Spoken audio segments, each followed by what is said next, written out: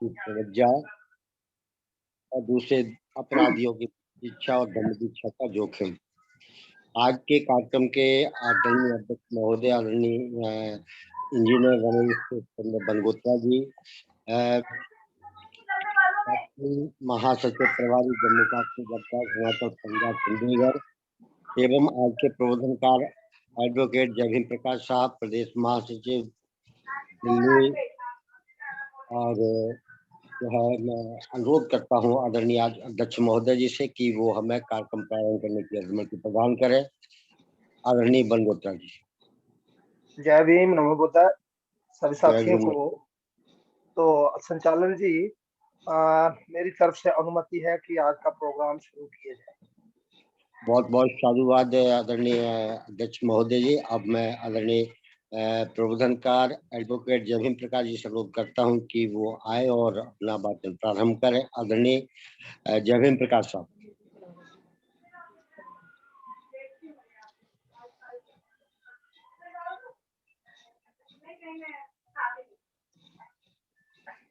जी, बहुत बहुत साधुवाद, बहुत बहुत धन्यवाद। आज का जो 8वां भाग शुरू होने जा रहा है और इसका जो पहला पाठ है, 8वें भाग का नाम दिया है पतित्व तथा अपराधियों की धमदीक्षा।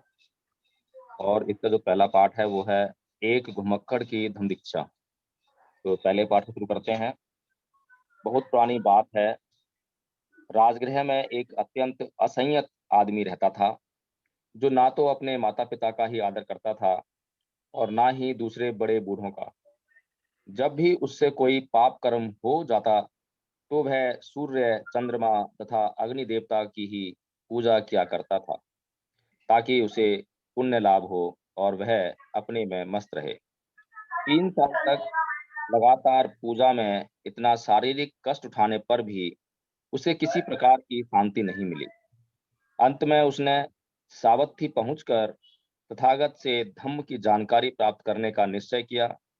वह वहां पहुंचा और तथागत के तेजपूर्ण व्यक्तित्व के दर्शन किए तो वह उनके चरणों में गिर पड़ा और अपनी असीम प्रसन्नता प्रकट की। और तथागत ने उसे बताया कि पशुओं की बलि देना मूर्खता है और ऐसे बाह्य कर्म कांडों में लगे रहना व्यर्थ है, जिनका मन पर कोई प्रभाव नहीं पड़ता, जिनमें साथ के आदरणीयों का आदर नहीं होता और उनके प्रति अपने कर्तव्य पूर्ण व्यवहार का ज्ञान भी नहीं होता।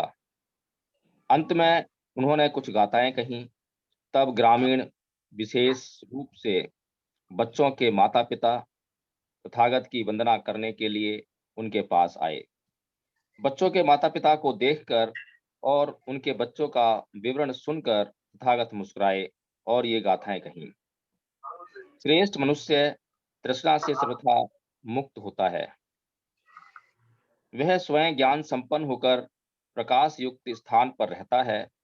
यदि संयोगवश उसे दुख प्राप्त हो जाए तो भी वह बिना व्याकुलता के प्रसन्न रहता है और उस समय वह अपनी बुद्धि का ही परिचय देता है। भद्र पुरुष सांसारिक बातों से सरोकार नहीं रखता। वह ना धन, न संतान की और न जगह जमीन की इच्छा करता है। वह सावधान रहकर शीलों का पालन करता है और सर्वोच्च पंया यानी प्रज्ञा के पथ पर चलता है और विधर्मी ब्राह्मणी सिद्धांतों का अनुसरण नहीं करता। श्रेष्ठ व्यक्ति अनित्यता के रूप को भली प्रकार समझकर और यह जानकर कि यह संसार बालू में लगे वृक्ष के समान है, अपने असंतुलित चित्त में परिवर्तन लाकर उसे मलिन आचरण से वापस लाकर निर्मल आचरण में स्थापित करने का हर प्रयास करता है। तो अध्यक्ष जी, इस भाग का यह पहला पाठ समाप्त हो गया है। अगले पाठ की अनुमति है क्या? अनुमति है सर, अनुमति। जयप्रकाश वीर जी, आप 7:45 तक अपना भाषण कीजिए। 7:45 तक। मेरे पास घड़ी नहीं है, इसलिए मुझे थोड़ा सा सावधान करें। हाँ जी। दूसरा पाठ है डाकू अंगुलीमाल की पवज्जा।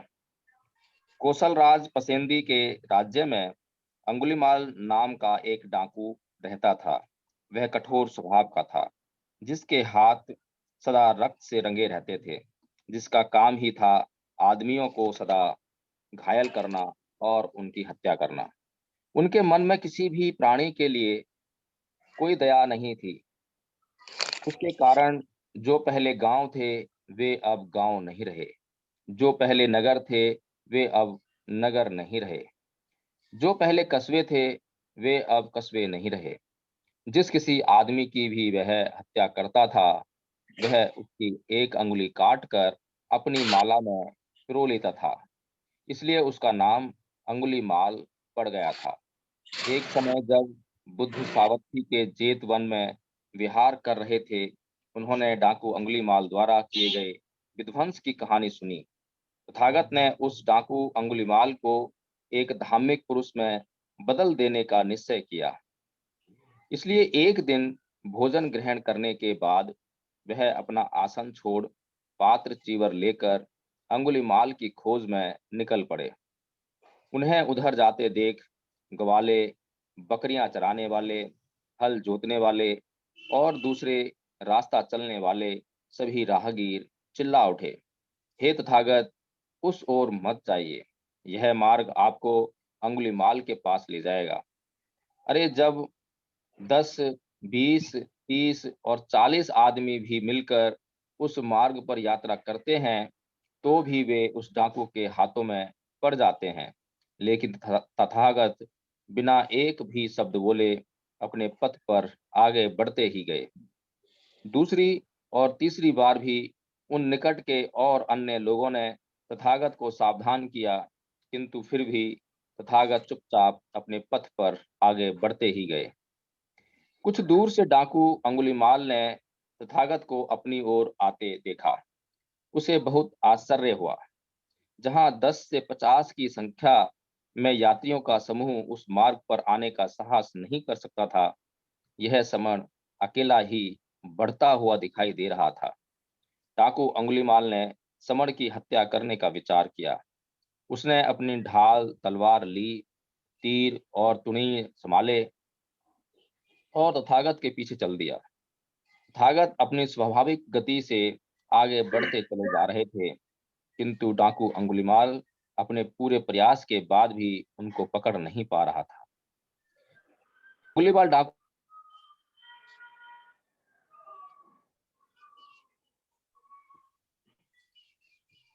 अभी तक तो ऐसा था कि पूरी गति से भागते हुए एक हाथी को, एक घोड़े को, एक गाड़ी को अथवा एक हिरण को आगे पहुंचकर मैं पकड़ सकता था, और अब मैं पूरे प्रयास के बाद भी स्वाभाविक गति से जाते हुए इन समण को भी नहीं पकड़ पा रहा हूँ। बस वह रुक गया और उसने चिल्लाकर तथागत को भी रुकने के लिए कहा। जब दोनों मिले, तथागत ने कहा, अंगुलीमाल, मैं तो तेरे लिए रुक गया हूँ, क्या अब तू भी अकुशल कर्म करने से रुक जाएगा? मैं इसलिए यहाँ तक आया हूँ ताकि तू भी सतपथ का अनुगामी बन जाए। तेरे अंदर अच्छाई अभी मरी नहीं है। यदि तू इसे केवल एक अवसर देगा तो यह तेरा स्वरूप ही बदल डालेगी। अंगुलीमाल तथागत के श्रेष्ठ वचनों के वशीभूत हो गया और बोला, आखिर तथागत ने मुझे जीत ही लिया, और अब जब आपकी निर्मल वाणी मुझे हमेशा के लिए अकुशल कर्म से विरत होने को कह रही है, तो मैं इस दिशा में परीक्षण करने के लिए तैयार हूँ, अंगुलीमाल ने कहा। उसने अपने गले में पड़ी हुई अंगुलियों की माला को उतारकर एक गहरे गड्ढे में फेंक दिया और तथागत के चरणों पर गिरकर भिक्षु संघ में प्रविष्ट होने की याचना की। मनुष्यों के शास्त्रा तथागत बोले, भिक्षु आ, मेरा अनुसरण कर, और अंगुलीमाल उसी समय भिक्षु बन गया। भिक्षु अंगुलीमाल को अपना अनुचर बनाकर तथागत सावथी के जेतवन की ओर चल पड़े। ठीक उसी समय राजा पचेंदी के महल के आंगन में एक विशाल भीड़ चिल्ला चिल्ला कर राजा से कह रही थी, तुमने जिस राज्य को जीता उसी राज्य में जो अंगुलीमाल डाकू है, वह विनाश कर रहा है, निर्दोष लोगों को जान से मार रहा है और उन्हें घायल कर रहा है। घायल कर उन मारे गए लोगों की अंगुलियों को काट कर उनकी माला बनाकर गले में पहनकर अपनी शान समझता है। महाराज उसका दमन करें। पसेंदी ने उसका मूलोच्छेद कर डालने का आश्वासन दिया, लेकिन वह कुछ भी कर सकने में असमर्थ रहे। एक दिन प्रातःकाल राजा पसेंदी तथागत के दर्शनार्थ जेतवन बिहार गए। तथागत ने पूछा, राजन क्या बात है?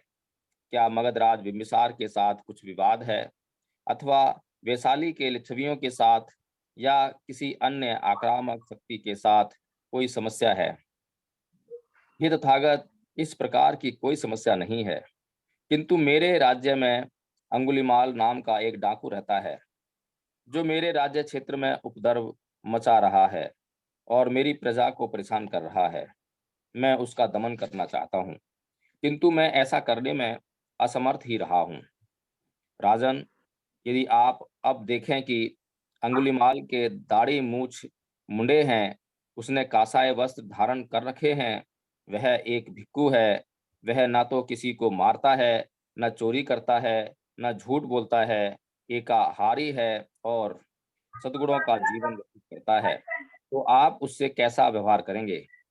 हे तथागत, या तो मैं उसे अभिवादन करूंगा, या उसके आगमन पर खड़ा हो जाऊंगा, या उसे बैठने का निमंत्रण दूंगा, या उससे चीवर तथा भिक्खु के लिए आवश्यक अन्य वस्तुएं स्वीकार करने के लिए निवेदन करूंगा, अथवा मैं उसकी रक्षा सुरक्षा की व्यवस्था करूंगा और उसके हितों की देखभाल करूंगा, जिसका कि वह अधिकारी है। लेकिन इतने दुष्ट और इतने पतित पर ऐसे सद्गुण की छाया कैसे पड़ सकती है? उस समय आदर उस समय वह आदर युक्त भिक्खु अंगुलिमाल बुद्ध के अति निकट बैठे थे। बुद्ध ने अपना दाहिना हाथ बढ़ाया और उसकी ओर संकेत करके कहा, राजन, यही है अंगुलिमाल। ऐसे में राजा चौंक कर गूंगे जैसा हो गया और उसके रोंगटे खड़े हो गए। यह देख तथागत ने कहा, राजन, भय मत खाइए, भयभीत ना होइए। यहाँ भय का कोई कारण नहीं है। राजा का भय और घबराहट दूर हुई तो वह अंगुलिमाल के पास गए और बोले, मान्यवर, क्या आप सचमुच अंगुलिमाल हैं? हाँ राजन। आपके पिता और माता का नाम क्या था? राजन, मेरे पिता का नाम गार्गय और मेरी माता का नाम मैत्रायणी था। गार्गय, मैत्रायणी पुत्र, प्रसन्न हो। मैं अब से आपकी सब आवश्यकताएं पूरी करूंगा। उस समय अंगुलिमाल ने संकल्प ले लिया था कि वह अरण्य में ही वास करेगा, भिक्षा पर ही निर्वाह करेगा और 3 से अधिक चीवरों का व्यवहार नहीं करेगा। और वे 3 चीवर भी पांशु कुलिक होंगे, अर्थात कूड़े कचरे के ढेर पर पड़े मिले हुए कपड़े के बने होंगे। उसने यह कहकर कि उसके 3 चीवर उसके पास हैं, राजा का निमंत्रण अस्वीकार कर दिया। तब राजा बुद्ध के पास गए और अभिवादन करने के बाद एक ओर बैठ गए और बोले, तथागत, यह आश्चर्य है, यह अद्भुत है। आप जंगली को पालतू बना लेते हैं, अदांत को दांत कर देते हैं, अशांत को शांत कर देते हैं।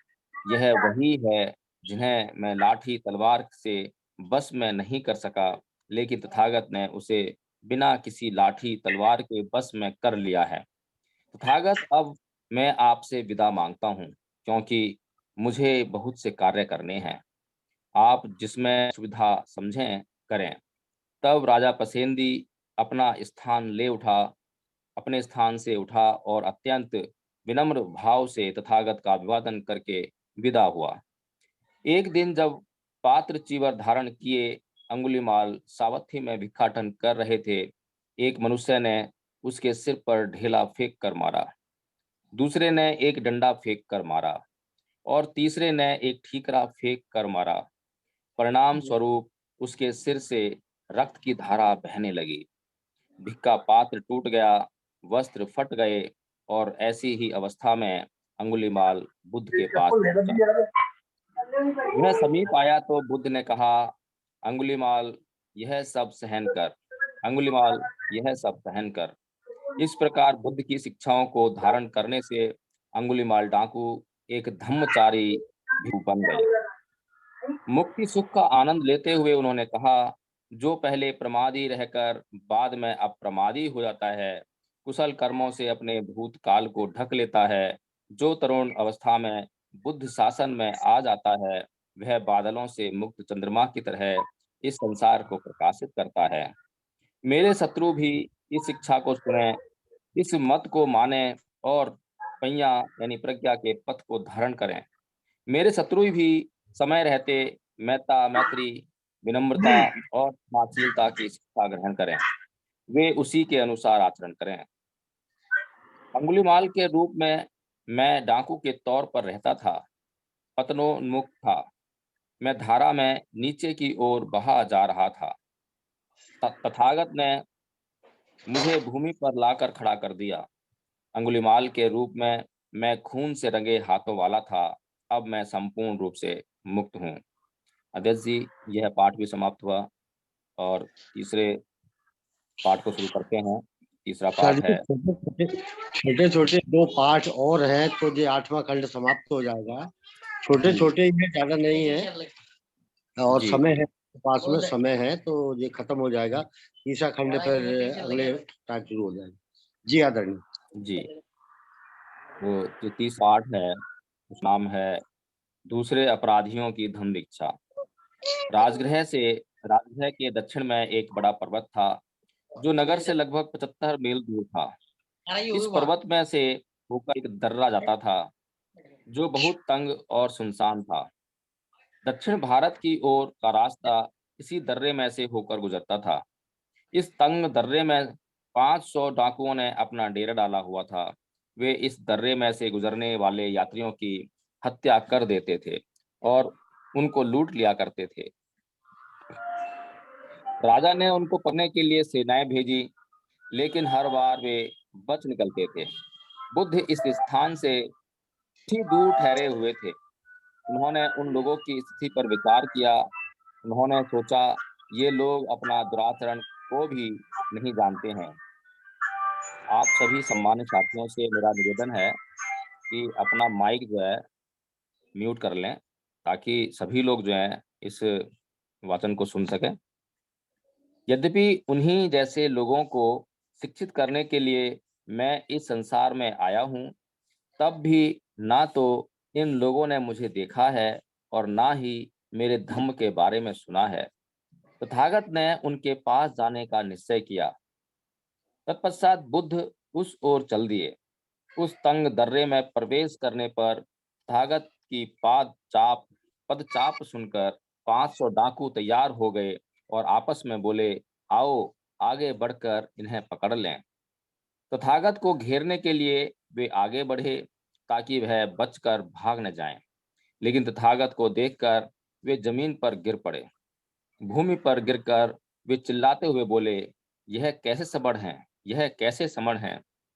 तब तथागत ने उन्हें समझाया कि दुख से उत्पन्न होने वाली पीड़ा, जिसके बसीभूत यह संसार है, उसकी तुलना में वे जो ऐसी चोट और पीड़ा दूसरों को देते हैं और स्वयं दुख उठाते हैं, वह तुच्छ है।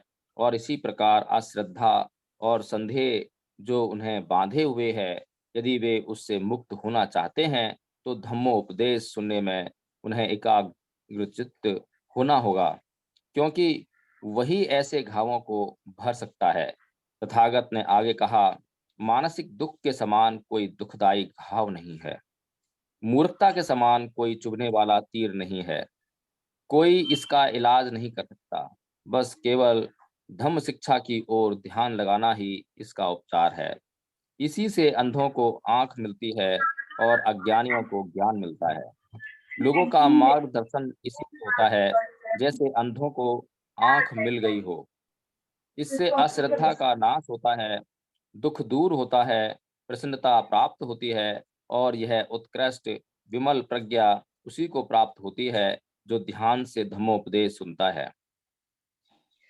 जिसने सबसे अधिक कुशल कर्म किए हैं, वही इस पद का अधिकारी है। यह सुनकर 500 डाकुओं ने अपने दुराचरण पूर्ण जीवन पर पश्चाताप किया और उनके शरीर में जो तीर लगे थे वे अपने आप निकल आए और उनके घाव भर गए। तब वे उपासक बन गए और उन्हें शांति और विश्राम प्राप्त हो गया। इस भाग का अंतिम पाठ है धम्म दीक्षा का जोखिम। पुराने समय में एक बार बुद्ध राजगृह से कोई पौने 200 मील की दूरी पर पर्वतों से भरे एक प्रदेश में विहार कर रहे थे। इन पर्वतों में से इन पर्वतों में कोई 122 आदमियों का एक दल रहता था जो शिकार करते थे और उन मारे गए जानवरों से अपना पेट भरते थे। बुद्ध वहां पहुंचे जिस समय पुरुष शिकार खेलने बाहर गए होते। तब वह उनकी स्त्रियों को धम्म में दीक्षित करते थे और ये पंक्तियां बोलते थे, जो दयावान है वह किसी प्राणी की हत्या नहीं करता। वह सदा प्राणियों के जीवन को सुरक्षित रख सकता है। यह सिद्धांत अमर है। जो इसके अनुसार आचरण करता है उस पर कोई विपत्ति नहीं आती। विनम्रता, सांसारिक भोगों के प्रति उपेक्षा, किसी को कष्ट न पहुंचाना, किसी को रुष्ट नहीं करना, बुद्ध की शिक्षा के अनुसार निर्मल दुर्बल व्यक्तियों के प्रति सदा मैत्री करना, यह जानना कि कब पर्याप्त मिल चुका है, यह जानना कि कब इच्छा नहीं करनी है। इन बुद्ध वचनों को सुनकर स्त्रियां बुद्ध के धम्म में दीक्षित हो गईं। जब उनके पुरुष लौटे तो वे बुद्ध को मार ही डालना चाहते थे, किंतु उनकी स्त्रियों ने उन्हें रोक लिया। बाद में मैती सुत के मैत्तासुत के पदों को सुनकर वे भी दीक्षित हो गए। और तब बुद्ध ने ये पंक्तियां भी कहीं, जो दया भावना का अभ्यास करता है और सबके प्रति दयालु रहता है, उस मनुष्य को ये 11 लाभ प्राप्त होते हैं। उसका शरीर सदा स्वस्थ रहता है, वह शांति से भरी नींद सोता है और जब अध्ययन करता है तो उसका चित्त एकाग्र रहता है। उसे दुस्वप्न नहीं आते, वह लोगों का प्रिय होता है, उसे विषैले जीवों का खतरा नहीं होता। वह युद्ध की हिंसा से बचा रहता है, अग्नि या जल से उसकी हानि नहीं होती। वह जहाँ भी रहता है अपने कार्य में सफल होता है। ये 11 लाभ हैं। इस धम्म देशना के बाद स्त्रियों तथा पुरुषों को धम्म शासन में दीक्षित किया गया और उन्हें बुद्ध से शांति लाभ प्राप्त हुआ। भवतु सब मंगलम। बहुत बहुत साधुवाद, बहुत बहुत साधुवाद। आज के इन पाठों में जो है, किसी को कोई क्वेश्चन करना हो, कोई बात रखनी हो, कोई किसी को कोई पूछना हो तो अपनी बात रख सकते हैं, उसका हमारे प्रबोधनकार साहब जवाब देंगे। तो कोई भी अपना हैंड रेज भी कर सकते हैं और अपना क्वेश्चन भी रख सकते हैं।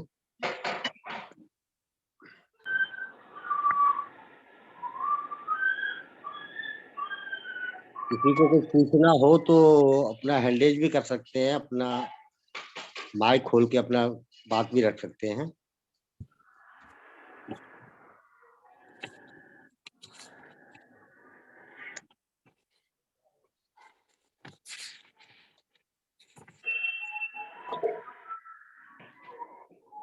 किसी को कुछ पूछना हो तो बात रखें अपनी। जय भीम नमो बुद्धाय सर। जय भीम नमो बुद्धाय सर। जय भीम नमो बुद्धाय। सर क्या मुझे अनुमति है अपनी बात रखने की? जी जी, बोले बोले सर। सर आप सभी को सबसे पहले जय भीम नमो बुद्धाय और बहुत बहुत साधुवाद।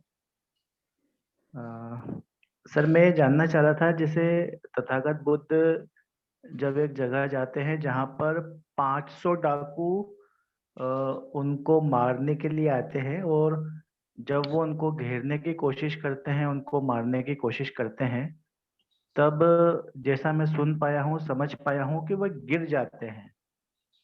तो जहाँ तक मेरी जानकारी है, जहाँ तक मेरा अनुभव है, मैं जानता हूँ कि शायद ये किसी चमत्कार से कम नहीं है।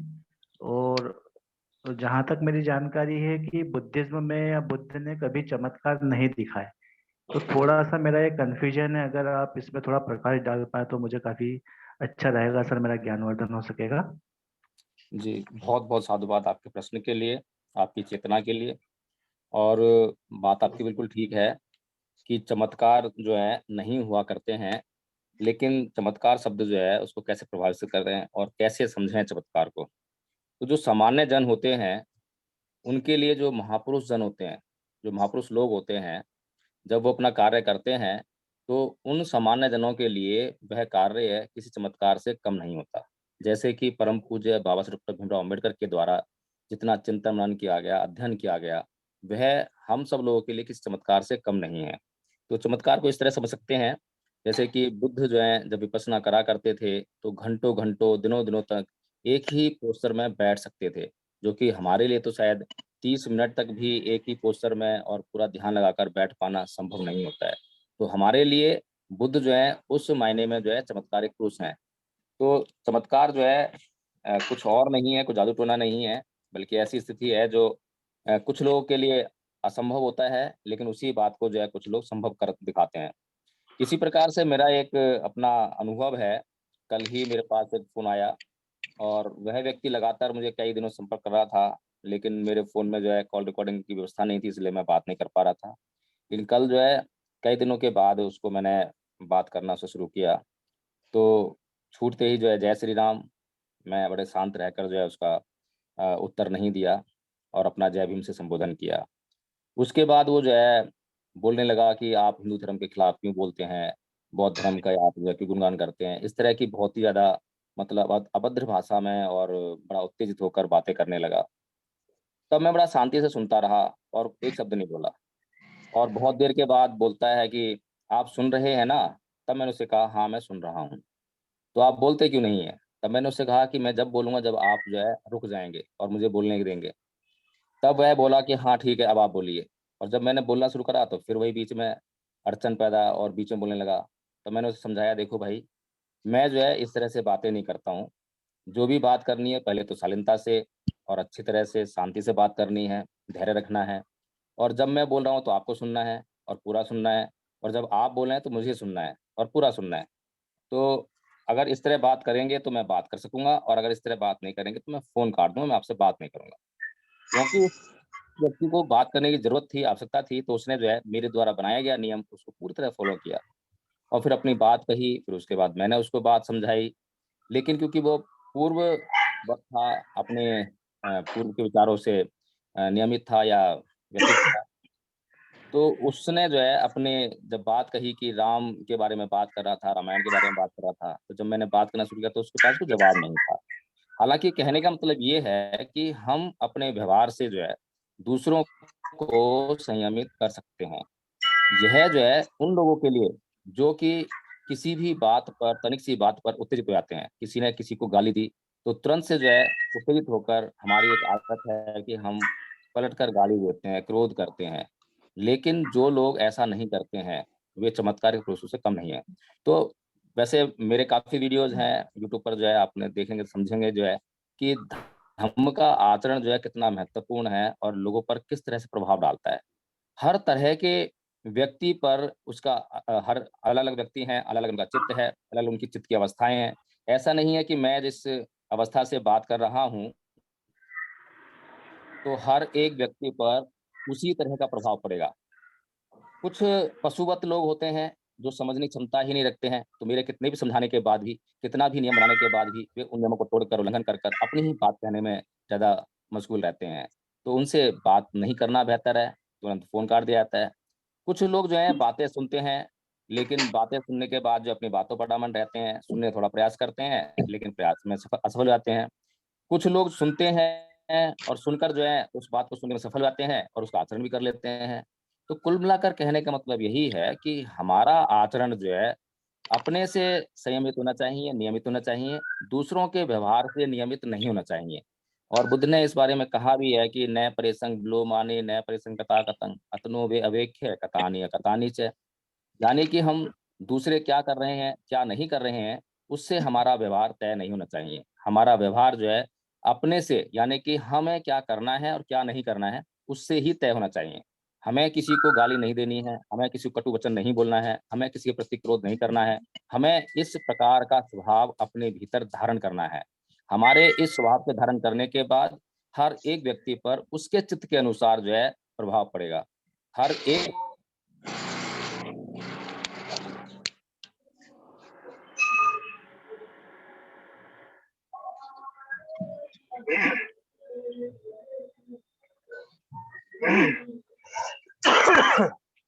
जी आनंद जी, और किसी का सवाल कोई? नहीं, इनकी आवाज रुकी है मेरे ख्याल में, माइक हाँ, आवाज थोड़े से उनकी आवाज रुक गई है। नेटवर्क डिस्टर्ब कर रहा है थोड़ा सा।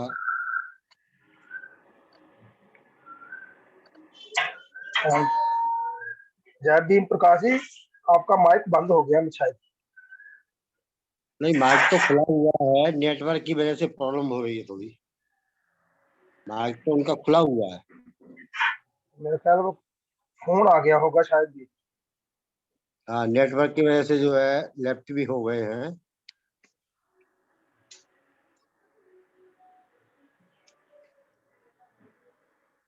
नेटवर्क में नहीं है इसलिए लेफ्ट हो गए हैं वो।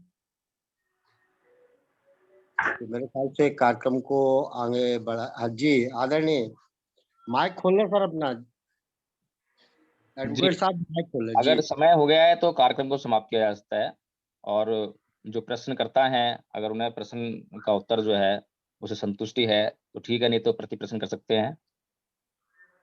और भी कोई विद्वान साथी अपना क्वेश्चन कर सकते हैं। जिन साथी का प्रश्न था, अगर उनके मन में कुछ और प्रश्न हो ताकि और विचार किया जा सके तो वो भी आमंत्रित है। और मैं एक बात कह रहा था कि जैसे कि मैंने पहले भी कहा है कि किसी साथी ने ये कहा था कि बुद्ध और उनका धम्म लिखते समय बाबा साहेब डॉक्टर भीमराव अम्बेडकर ने इसमें जो है जो रेफरेंस हैं वो नहीं दिए हैं, तो उनका एक अलग उद्देश्य था। तो आज मैं ये जो पढ़ रहा था, ये जो भाग जो है तो उसमें जो है बाबा साहेब डॉक्टर भीमराव अम्बेडकर कुछ गाथाओं की बात करते हैं कि निम्न गाथाओं में बुद्ध ने यह कहा। अब वो गाथाएं जो है हिंदी में बाबा साहेब ने लिखी हैं, उसमें जो है गाथाओं का अर्थ लिखा है, पाली शब्द वहां पर नहीं है। अगर हम लोग जो है अब पाली में जानना चाहें कि वे गाथाएं जो है कहाँ पर लिखी हैं, किस प्रकार से लिखी हैं, और उनको हम कंठस्थ करना चाहें, तो ये हमारे लिए बहुत ही असुविधा की बात हो गई है। हमें पता नहीं लग पाएगा कि हम उन गाथाओं को जो है कहाँ से पढ़ें, किस किताब से पढ़ें, कौन सा ग्रंथ है उससे उसका अध्ययन करें। तो ये रेफरेंस जो है बहुत जरूरी होते हैं। रेफरेंस क्यों नहीं दे सके बाबा साहेब, उसके नाना प्रकार कारण हो सकते हैं, लेकिन ऐसा नहीं हो सकता कि उन्होंने जानबूझ के जो है रेफरेंस ना दिए हों।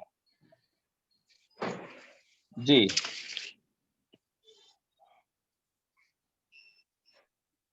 जी, और किसी का कोई सवाल हो?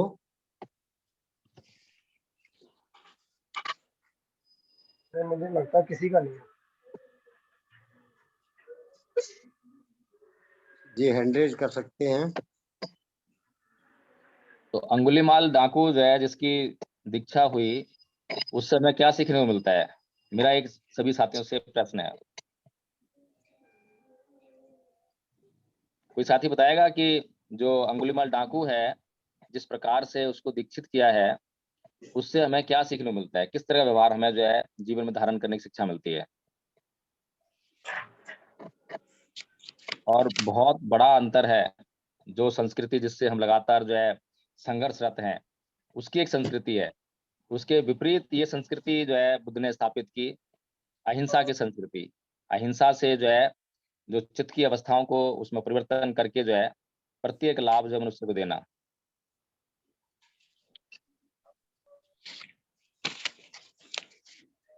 कोई साथी डिस्कस करें इस बात पे जो है। जी जी, महाभारत में आनंद साहब जो है, राजा आनंद साहब जो है हैंड रेज कर रहे हैं। मैं उनसे अनुरोध करूंगा कि वो अपनी बात रखें। जी आदरणीय। बहुत बहुत धन्यवाद, बहुत बहुत साधुवाद कदम साहब और सभी साथियों का मैं अभिवादन करता हूँ। अभी प्रबोधन करता माननीय जय भीम प्रकाश एडवोकेट साहब ने जो हम लोगों से पूछा है कि भाई आपने क्या शिक्षा ली आज के इस वाचन से, लंब वाचन से, तो और खास करके उन्होंने जो डाकू अंगुलीमाल की शिक्षा के बारे में जानना चाहा, तो मैं समझता हूं कि अगर आज बुद्ध होते तो जो एनकाउंटर हो रहे हैं उत्तर प्रदेश में, और जो जिनको मतलब अभी जैसे एक बहुत ही बड़ा एपिसोड जो हम लोगों के सामने है, अतीक अहमद और उसके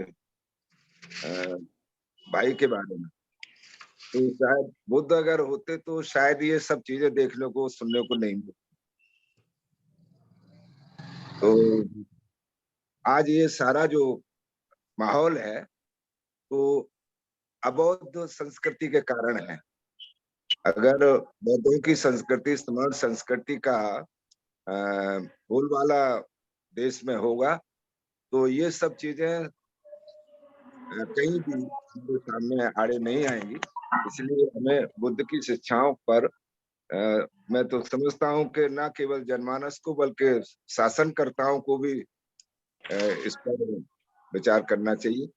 बुद्ध की शिक्षा है कि उनको ऐसा दुर्दांत डाकू जिसे अंगुलीमाल कहा जाता है, और जो मतलब प्रमाण था कि वो बहुत जघन्य हत्यारा है, तो मात्र बुद्ध के प्रभाव में आकर के वो अपने आप को बदल लेता है। तो ये सब समाज में आज विकृति है। तो अच्छी शिक्षाओं का अभाव होने के कारण, अच्छे सिद्धांतों का अभाव होने के कारण, या यूं कहें कि बुद्ध की संस्कृति विलुप्त हो जाने के कारण ये अशांति है।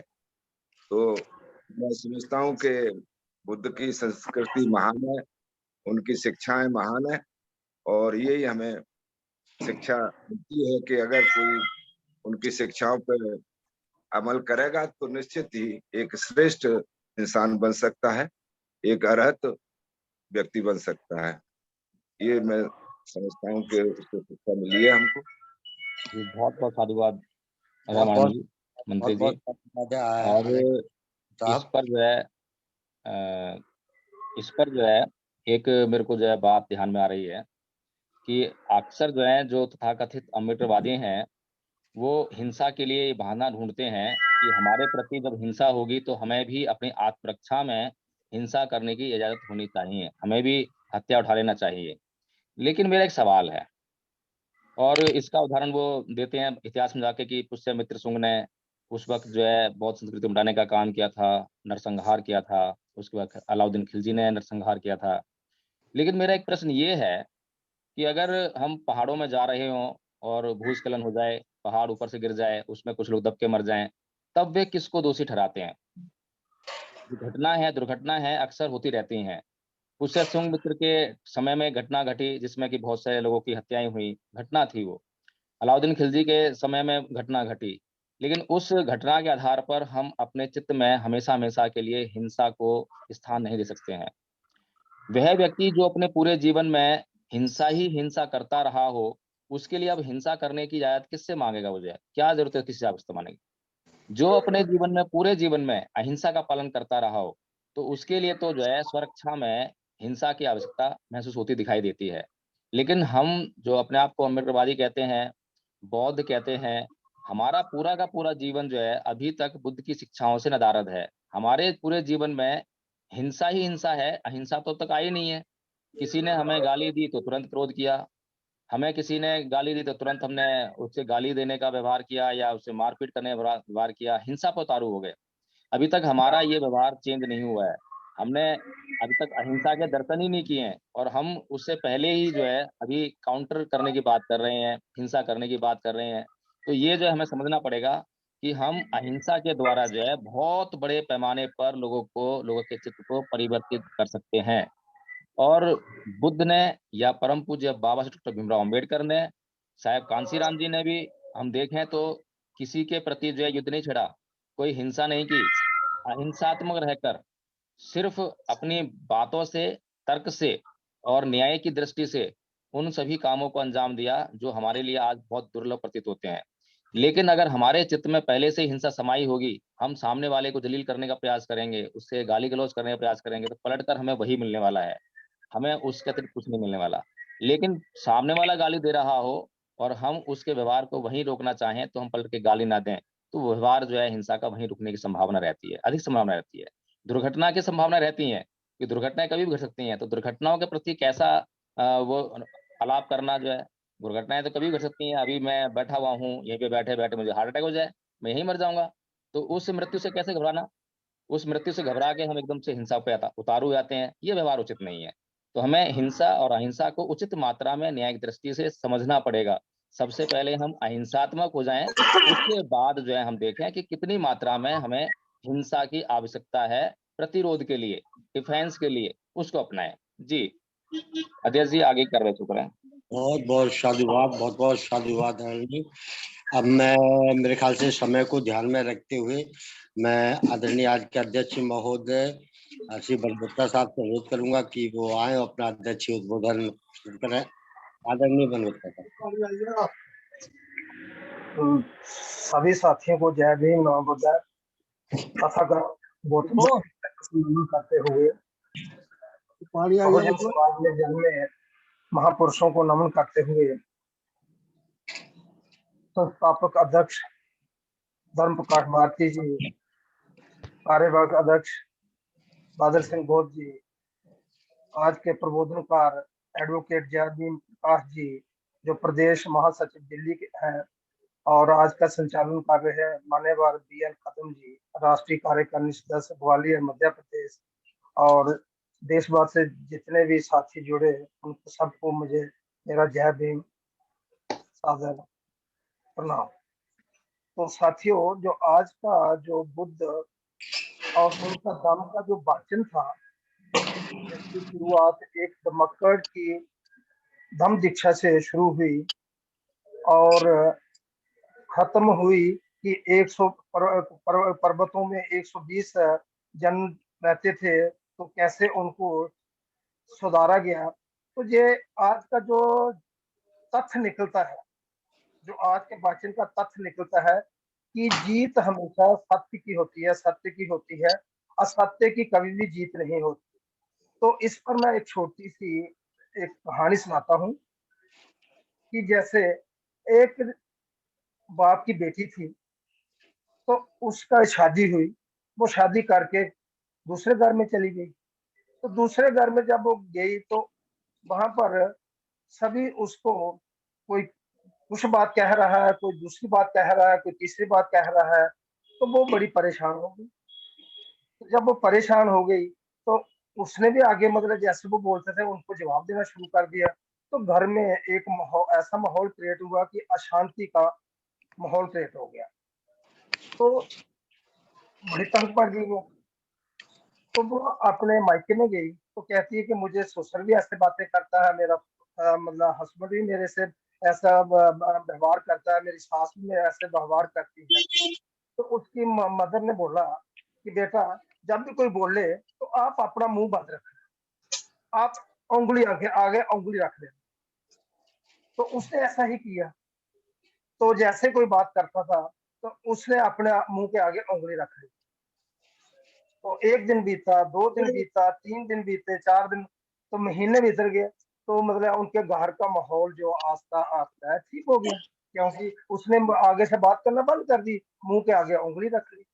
तो इसीलिए कि जैसे आज हमारे एडवोकेट जय प्रकाश जी ने कहा है कि हमें अगर कोई आगे से बोले तो उसका हमें काउंटर नहीं करना है, उसका हमें प्रतिरोध नहीं करना है, हमें चुप रहना है और चुप करके उसको ऑब्जर्व करना है, बात करना है कि क्या चीज बोलनी है, क्या नहीं बोलनी है, उसके लिए क्या सच है, क्या झूठ है। उसी चीज पर हम अगर अपन निर्भर करेंगे तो शांति रहेगी, नहीं तो हमेशा अशांति ही फैलती रहेगी। तो जैसे मैंने आपको एग्जाम्पल दी कि घर का माहौल बहुत ही अच्छे तरह से ठीक हो गया, क्योंकि वो जो बहू थी उसने अपने मुंह के आगे उंगली रख ली। जैसे ही उसने उंगली रखी ऐसे सब लोगों ने उंगली रख ली।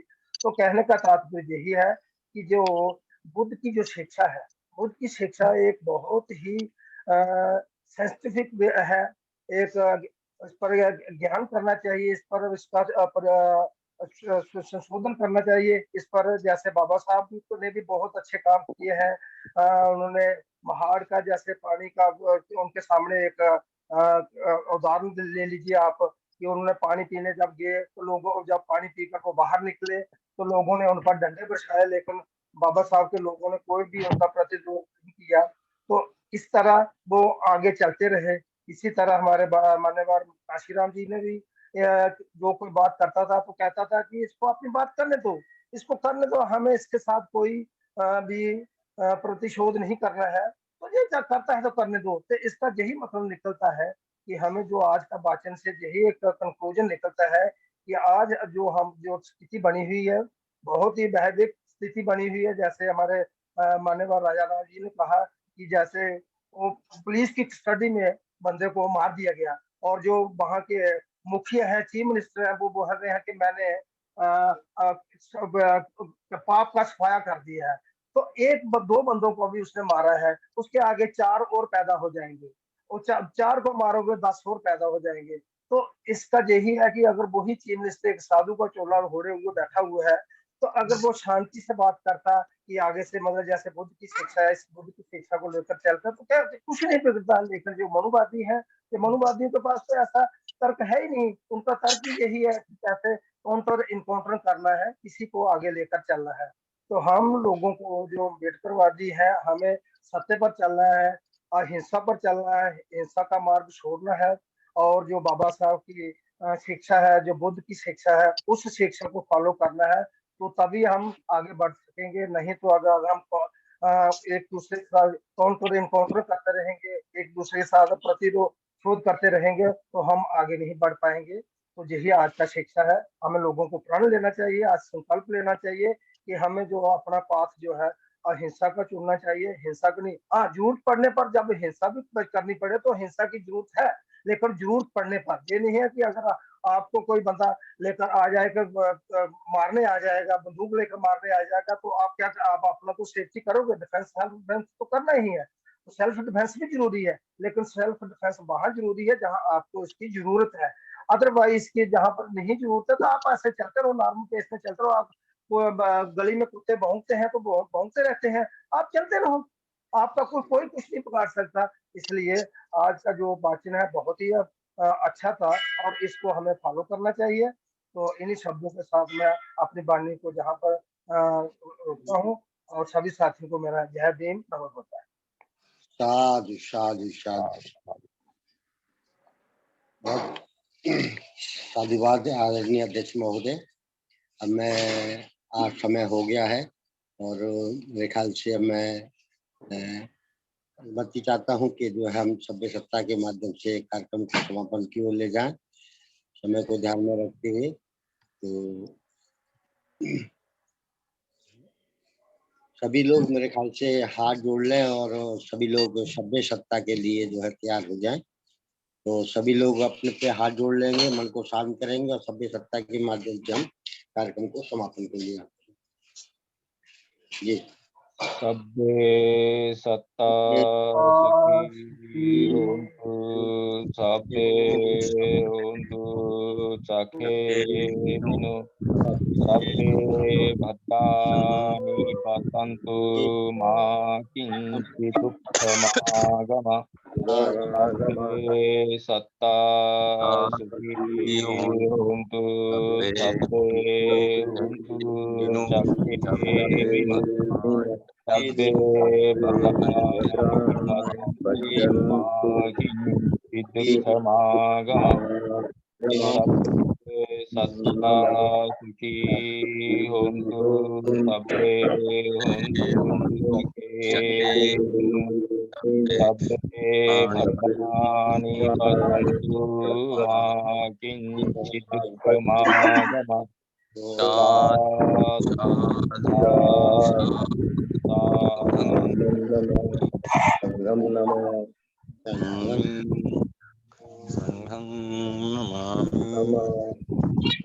सबको सादर नमो बुद्धाय, जय भीम। जय भीम। सभी को सादर जय भीम, नमो बुद्धाय।